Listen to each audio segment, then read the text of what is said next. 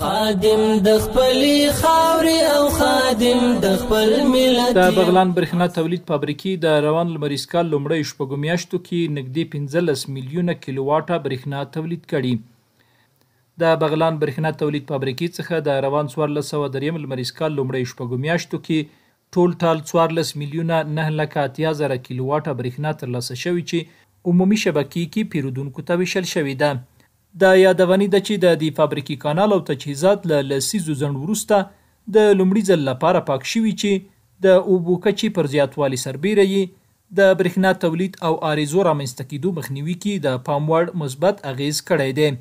د افغانستان برېښنا شرکت رهبري هیواد کې د کورنۍ تولیدي فابریکو پر وخت رغونې او پراختیا سربیره د کورنۍ تولیدي برېښنا کچې پر لوړولو او خصوصي سکتور له لوري پر پانګونې منظم کار کوي. پانګونې ته د پانګوالو هڅونې او د برېښنا انرژۍ تولید فرصتونو پیژندنې په موخه د برېښنا رهبرۍ له لوري جوړ شوي کانفرانس کې شته فرصتونه او اسانتیاوې پانګوالو ته ور وپېژندل شوې او د هر ډول همکارۍ ډاډ ورکړل شو. وطن رغوم دې بندونه جوړوم دې ضرور شرازوم دې وطن رغوم